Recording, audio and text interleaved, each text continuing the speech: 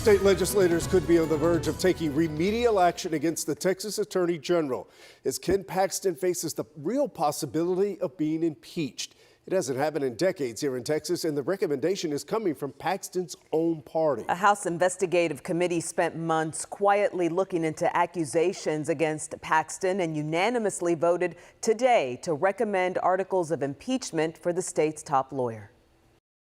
The chair moves that the committee adopt the articles of impeachment against Warren Kenneth Paxton, Attorney General of the state of Texas. The 20 articles of impeachment are essentially charges against Paxton. They include everything from bribery, obstruction of justice, abuse of public trust, and unfitness for office. Senior political reporter Jason Whiteley has been reporting from Austin all week. And he joins us tonight with an exclusive interview with Lieutenant Governor Dan Patrick. Jason, it's a bit surreal, Republicans potentially impeaching one of their own. Yeah, Chris, that can't be overlooked. You know, right now, tonight, there are a lot of questions here in Austin about what will happen next. When exactly will the House of Representatives take that impeachment vote? And maybe the bigger question is, are there enough votes in the Republican-led House to actually impeach the Attorney General? You know, the last time this happened was more than a century ago. It was 1917. The Texas Senate convicted then-Governor James Ferguson for mishandling of public funds and abuse of power. Governor Ferguson's portrait still hangs with all the other governors on the third floor of the rotunda in the Capitol.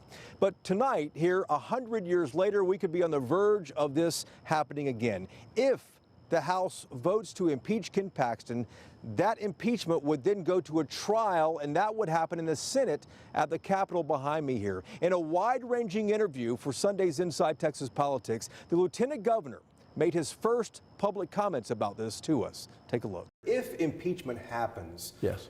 an impeachment vote there would end up in the Senate for a trial. That's something we haven't seen in more than a century in this state for a statewide official. What's the process? So the process is much like the U.S. government. When there was an impeachment, it came to the Senate, the U.S. Senate.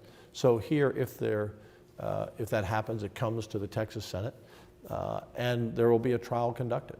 I'm not at liberty to say anything really beyond that because I will be presiding over that case, and the senators, all 31 senators, will have a vote, and we'll set the rules for that trial as we go forward, and we'll see how that develops. But I really can't make any other comments on it. Do you think there are votes to convict based on what we heard Jason, from the I House? can't say a word about it. Look, would you go to a judge and say, Judge, can you tell me how the case is going to turn out? So I'm not at liberty to say. And by the way, I don't cast a vote. The 31 members cast a vote. I preside over it. But we will all be responsible as any juror would be if that turns out to be. And I think the members will do their duty. Multiple sources telling me that vote on impeachment in the House of Representatives is likely going to happen on Saturday, if not before then. If Paxton is impeached, the Senate would then have to schedule that trial we just talked about there, and that is likely to happen within the next few months. Remember, the legislature is just several days away from adjourning for the legislative session. This impeachment, if it happens, is all separate of the actual legislative session. But if it happens, it sets up an unusual situation in the Senate.